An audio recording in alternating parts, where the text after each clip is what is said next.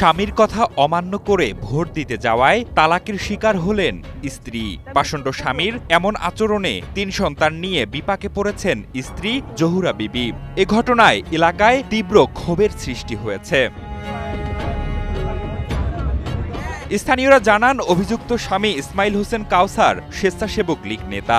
স্ত্রী জহুরাকে ভোট দিতে মানা করা সত্ত্বেও সে ভোট দিতে গেলে স্ত্রীকে মারধর এবং এক পর্যায়ে তালাক দেন স্বামী। মুহূর্তেই সেই ঘটনা ছড়িয়ে পড়ে পুরো এলাকায়। হেতে মনে করেন আগে আওয়ামী লীগ করতে পারি, এখন মনে হয় বিএনপির ভোট দিছে, এই কারণে হেতে মনে হয় তালাক দিছে। নতুন ভোটার হিসেবে ভোট দিতে যাওয়ায় কাল হয়ে দাঁড়ালো স্ত্রী জহুরার জন্য।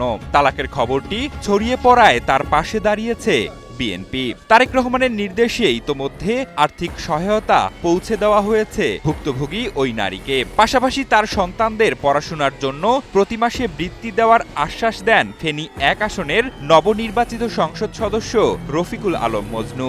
আমরা এখানে এসেছি, ওনার খোঁজ খবর নিয়েছি। ওনার জন্য তারেক রহমান সাহেবের পক্ষ থেকে একটা উপহার ছিল, সেটা আমরা দিয়েছি।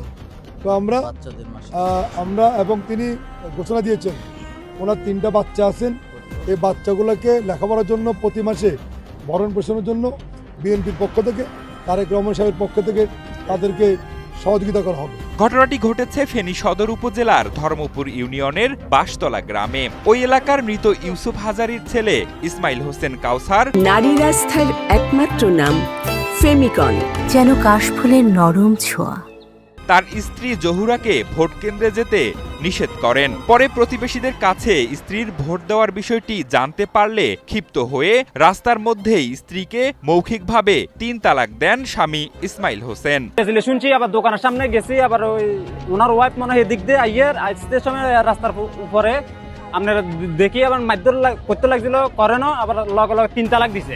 ঘটনাটি জানাজানি হলে স্থানীয় জনতা তাকে আটক করে মারধর করে। পরে স্ত্রীকে দেওয়া মৌখিক তালাক প্রত্যাহারের আশ্বাস দিয়ে কৌশলে সেখান থেকে পালিয়ে যান অভিযুক্ত স্বামী ইসমাইল হোসেন কাউসার। কালকে কইছে যে ভোট দিওয়া লাগতো না, তা কই দেন আমি তো আজকে প্রথম ভোট হচ্ছি, মানে কিরকম দে আমি তো কোনোদিন দেখিনি, আজকে চাইও আয় বড় দিকে। এখন হে ঘুম গেছে আর বলাইনো, 12টার দিকে দিয়ে উঠছে, উঠি নাস্তা করছে, ভাত ভাত খাইছে, আর কোনো কথা হয় না। বিকালবেলা হে আসরের পরে আমি আর শাশি হরিগোবাদ গেছিলাম, শাশি হরিগোবাদ তো নাইবার পরে আর এনে কদে কত কি ভোট দিতে গেছে, কদে গেছি না মাতিনো, এবারে কদে থাই তো রাত চাই, এবার আমি হাত জোর করি চাই, এবার এনে কর ঘর দুয়ার ঢুকতে তোরা 3বার দিকে রাখছি, এনে মানে অন্য অন্য মানে গালি গালাজ করি কথাবার্তি করছে।